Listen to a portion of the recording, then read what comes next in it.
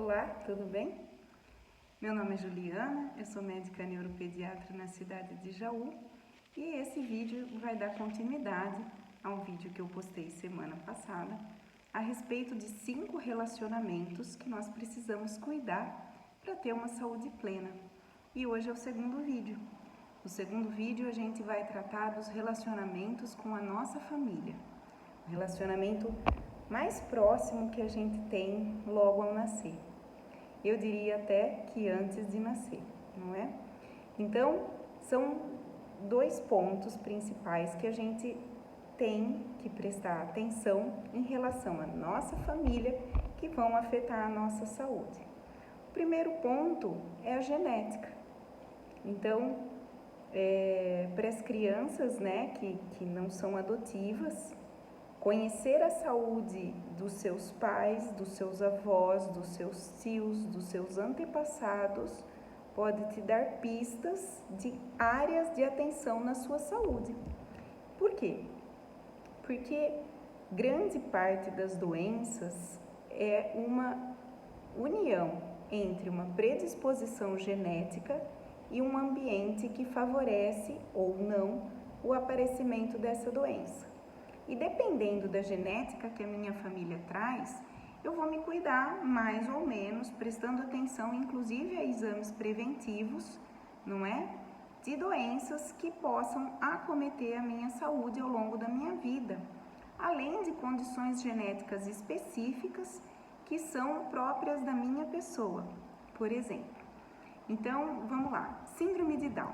A síndrome de Down é uma condição genética, porém não hereditária. Não é que os pais têm e a criança herda, né? Existe síndrome de Down hereditária, mas é exceção. O normal, assim, o comum, é que você tenha uma alteração naquele ovo, naquele embriãozinho que vai se tornar uma pessoa com síndrome de Down.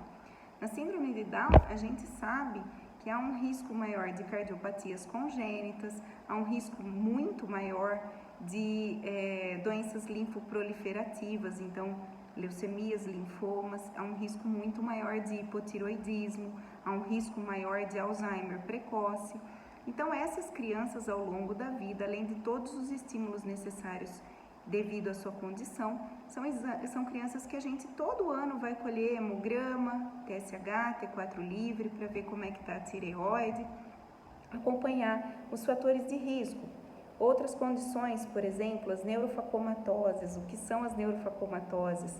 São alterações genéticas que eu posso ter alteração da estrutura neurológica associado a alterações cutâneas, né? A pele e o sistema nervoso central têm uma origem no embrião de uma mesma região e existem alterações genéticas que você tem manchas no corpo, não é? E que podem ter alteração neurológica, como a esclerose tuberosa, a neurofibromatose, não é? Os hemangiomas gigantes, os nevos gigantes, a hipomelanose de Ito, a síndrome de Sturge-Weber, não é? Que é aquela em que eu tenho aquela mancha cor de vinho pegando metade do meu rosto, e pode ter alteração vascular cerebral. No esclerose tuberosa, na neurofibromatose, os tumores de sistema nervoso central são mais frequentes, além de outros tumores pelo corpo, não é? Então, assim, dependendo da minha situação genética, eu vou ter que ter uma atenção para surgimento de tumores, para surgimento de doenças que estão relacionadas àquela alteração genética, além da minha história familiar. Minha família tem muita história de diabetes, de doença cardíaca, de arritmias cardíacas, de doenças musculares. Eu vou ter que acompanhar, observar as minhas crianças, observar o desenvolvimento dessas crianças. Além da história genética, e também lembrando que uma coisa de antigamente que falava, né, de pais primos, é quando a gente tem as doenças autossômicas recessivas. O que é isso? Quando o pai tem um gene alterado, a mãe tem um gene alterado, mas um gene só não causa doença, e quando eu junto os dois genes alterados, eu posso desenvolver a doença. Muitas doenças da neurologia infantil são autossômicas recessivas, e aí quando os pais são parentes, o risco deles terem essa alteração genética em comum é maior, porque são doenças mais raras, mas que a família às vezes carrega muitas gerações sem ter um único doente, mas tem muitos carregadores dos genes alterados. Então, isso é um ponto. Então, a história genética da minha família influencia na minha saúde e naquilo que eu vou prestar atenção. Por exemplo, na oncologia, se na minha família tem mais história de câncer de mama, de câncer de intestino, eu vou começar a fazer a triagem desses tumores numa idade anterior ao recomendado para a população em geral. Certo? Por quê? Porque o meu risco é aumentado. Fora uma infinidade, gente, de doenças aí que tem uma base genética que pode modificar a evolução da doença. Uma é a genética, que a gente não tem como mudar a genética, por enquanto, mas a gente tem como estar atento para pegar precocemente o problema de saúde e já intervir de forma a conseguir tratar. O segundo ponto são as alterações que ocorrem durante a gestação, no pré-natal. E aí, eu não tenho como voltar no meu pré-natal, mas eu, como mãe, tenho como tomar algumas atitudes na minha gestação para que a minha descendência tenha um risco menor de problemas de saúde.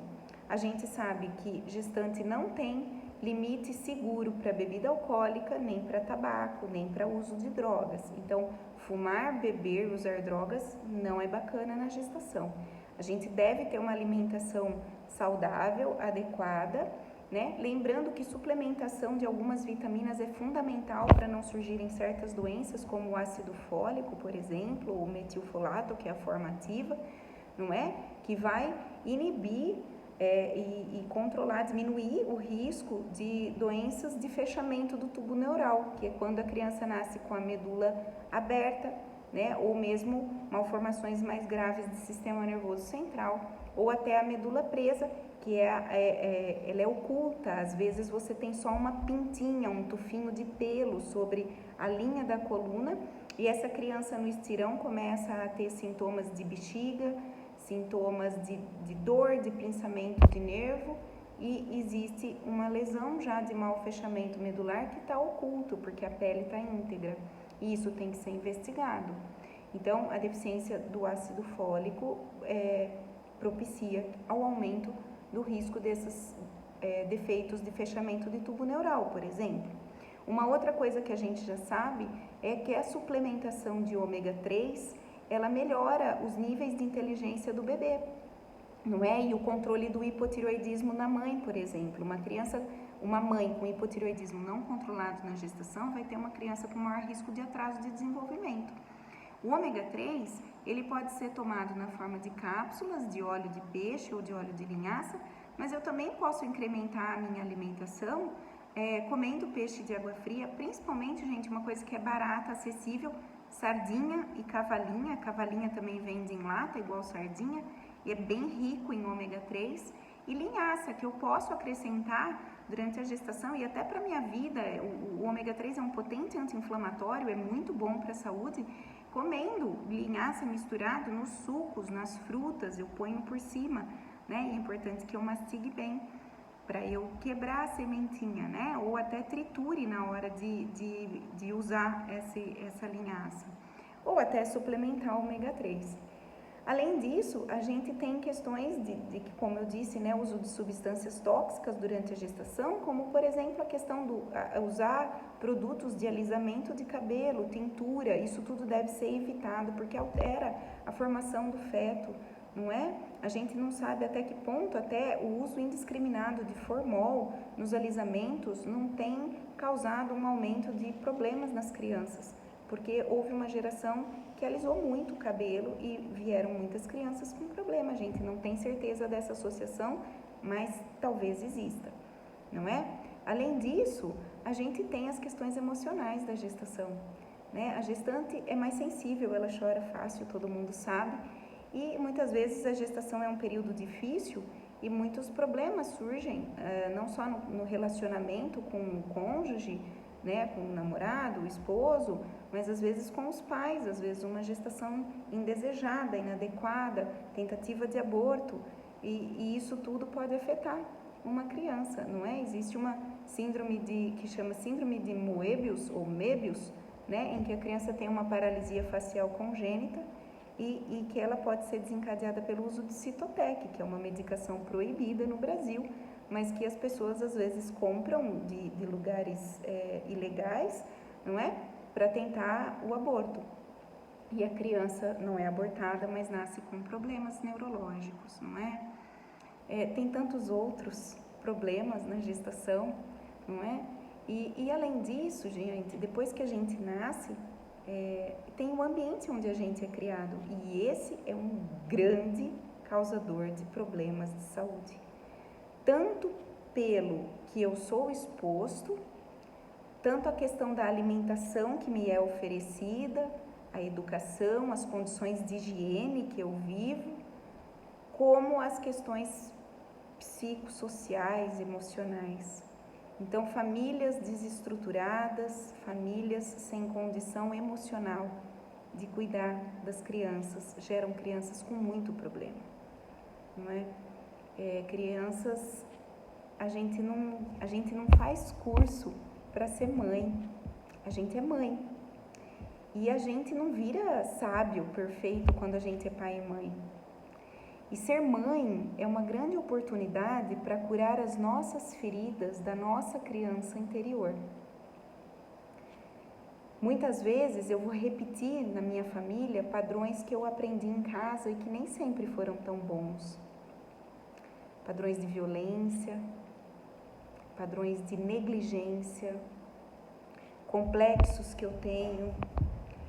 Por exemplo, mães com transtorno de personalidade narcisista, que sufocam as crianças, humilham muito. Mães depressivas, que têm uma dificuldade enorme de colocar limite nos filhos. Nós vemos muitas crianças com transtornos de comportamento, muito TOD, né, o desafiador, cuja mãe é depressiva. A mãe não tem energia para educar, para demonstrar amor. E não adianta eu querer tratar a criança só. Eu tenho que tratar a família. Então, minha gente, nós precisamos estar atentos à nossa saúde mental como pais, para cuidarmos melhor dos nossos filhos e para a gente ser feliz. Eu acredito que tudo que acontece na nossa vida é uma chance da gente se curar e melhorar. De todo limão dá para fazer uma limonada, de toda pedra dá para fazer um castelo. Basta a gente mudar a chavinha. Mudar a chavinha, sair da posição de vítima e tomar as rédeas da nossa vida. Faltou energia? Procura ajuda. Porque na depressão, a gente não tem força para lutar. Você vê que você não está bem, mas você sequer tem força para levantar e lutar. Procura ajuda. Faz terapia, toma remédio.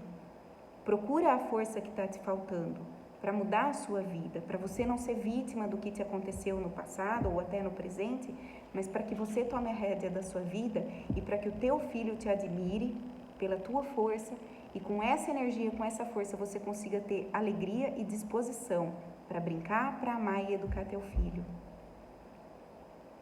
Não só com os filhos, com o esposo, com os irmãos, com os pais.